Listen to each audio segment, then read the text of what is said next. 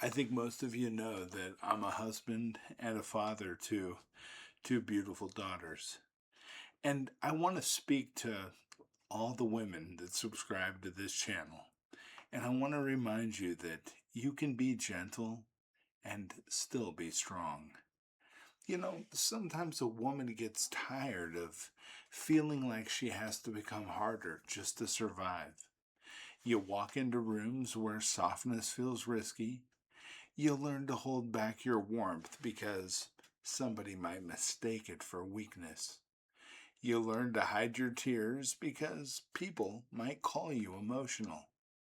You'll learn to speak sharper, stand colder, act like nothing touches you because somewhere along the way, life has taught you that tenderness can cost you. And maybe you never wanted to become hard.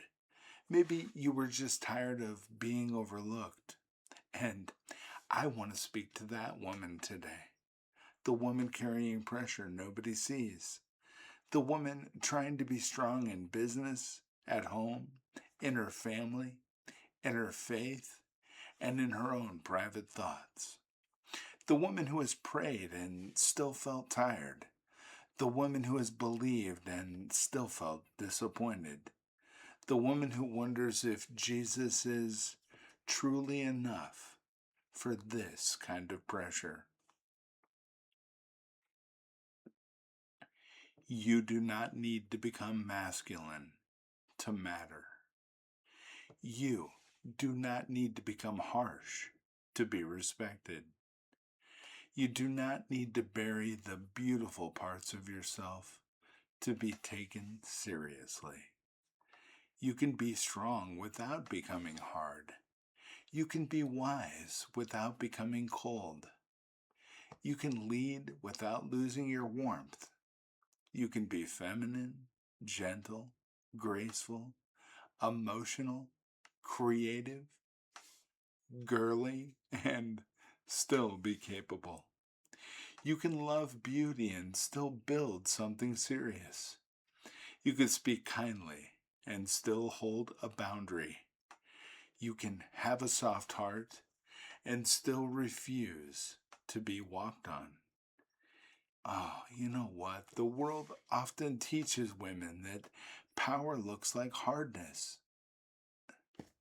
It says you have to be more aggressive, more detached, more intimidating, less feeling, less tender, less openly feminine.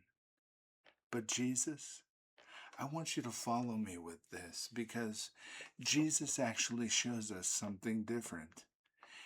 One of the most overlooked lessons from Jesus is that he never confused gentleness with weakness. He was gentle, but nobody controlled him. He was compassionate, but nobody manipulated him. He was kind, but never confused. He could wash feet and still confront pride. He would welcome children and still overturn tables. He could weep at a tomb and still call Lazarus out of it. Now that is real strength. Jesus did not have to act cold to be powerful. He did not have to perform toughness to carry authority. He was fully anchored in the Father, so he did not need to prove himself in every room. And that matters for you. Because maybe you've been trying to prove you belong. Maybe you've felt like you had to copy the hardest person in the room just to be respected. Maybe you thought success would require you to lower your softness and raise your armor.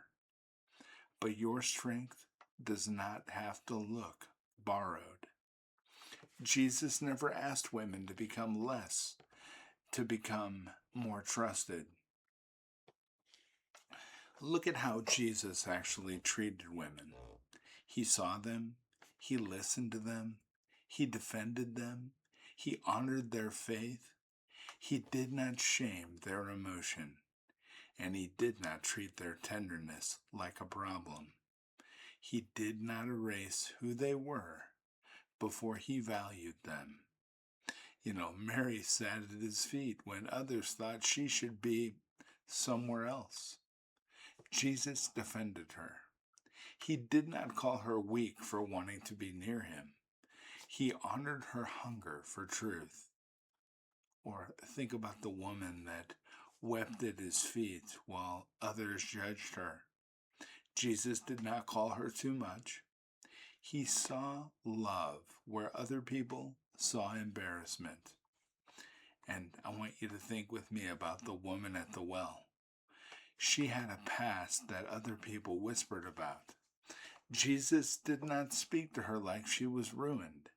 He spoke to her like she was still reachable, still valuable, and still able to carry truth back into her town. I want you to think about that last statement. She was still able to carry truth back into her town.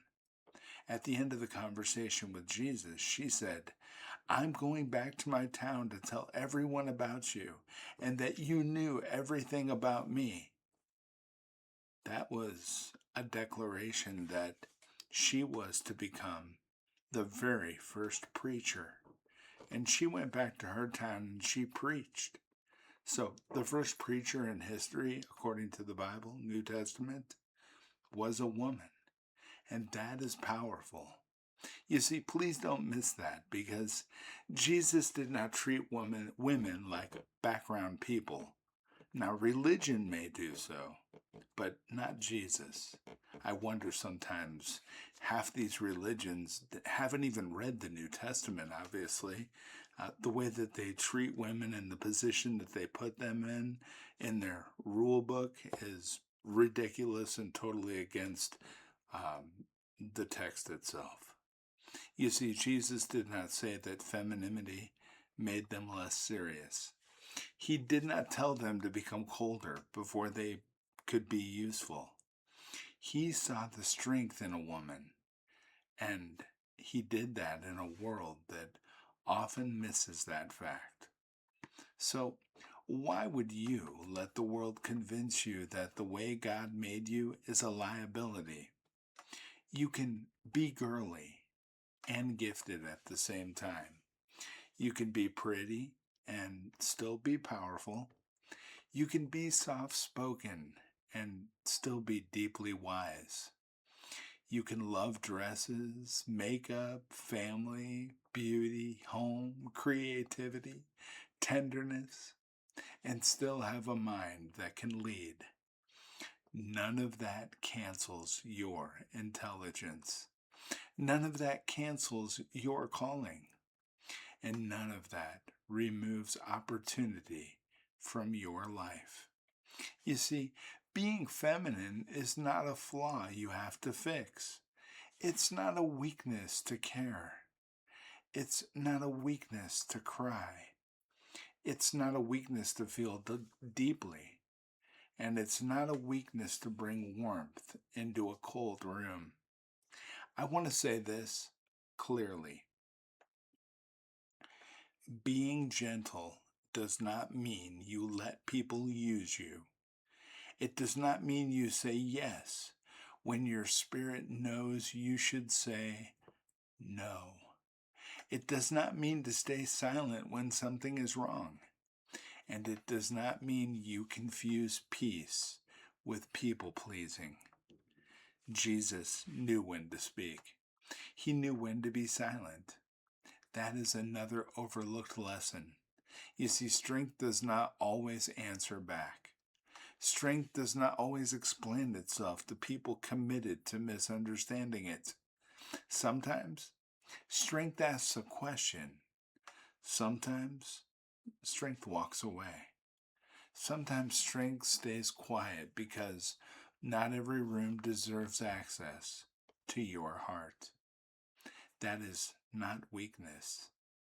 That is discernment. And a feminine woman can have boundaries. A gentle woman can leave the table. A kind woman can make a hard decision. A gracious woman can stop allowing disrespect. You don't have to become cruel to become clear. And I know some of you are tired because you've carried too much for too long. You're trying to show up at work while your heart is still heavy. You're trying to keep your family together while you feel stretched thin. You're trying to believe God while also wondering why certain prayers still have not been answered. And maybe underneath all of it is a quiet question. Is Jesus enough for what I'm carrying? Well, here's your answer. I will not tell you that following Jesus means you never hurt. Some people have prayed and still cried themselves to sleep. Some people have believed and still lost something precious. Some people have trusted God and still walked through pressure, grief, fear, loneliness, financial stress, family strain, and disappointment. You see, Jesus being enough does not always mean the weight disappears in a moment. Sometimes it means he keeps your heart from turning into stone while you walk through the weight. Sometimes it means he gives you courage for one more meeting, one more conversation, one more boundary, one more morning, one more step. Sometimes it means he sits with you in the place where everyone else thinks you are fine. Sometimes it means he reminds you that you can still be tender because he is strong enough to hold what you cannot carry alone. That is why you do not have to become hard. You have Jesus. You have a Savior who understands pressure. You have a Savior who has been misunderstood. You have a Savior who is gentle and still unshakable. And you have a Savior who knows how to strengthen a heart without making it bitter. Let him make you steady, not cold. Let him make you brave, not sharp. Let him make you wise, not suspicious of everyone. Maybe the goal is not to become less soft so the world will take you seriously. Maybe the goal is to become so rooted in Jesus Christ that the world no longer gets to rename what God already called good. So take the meeting, build the business, raise your children, start again, heal, speak up, learn the skill, sign the contract, walk through the door, and let your voice be heard. But do not abandon your heart on the way there. The world needs women who are strong and still warm, wise and still gracious, capable and still kind, feminine and still fearless. You do not need to act masculine to get ahead. You do not need to become hard to be safe. You do not need to become someone else to be chosen by God. The same Jesus who sees your tears also sees your strength. The same Jesus who knows your pressure also knows your purpose. And when the world tells you that softness cannot survive, I want you to remember this. A heart held by Jesus can stay gentle and still be impossible to defeat. Truth. My name is Douglas Vandergraph, and I believe in Jesus Christ. God bless every single one of you. Every single one.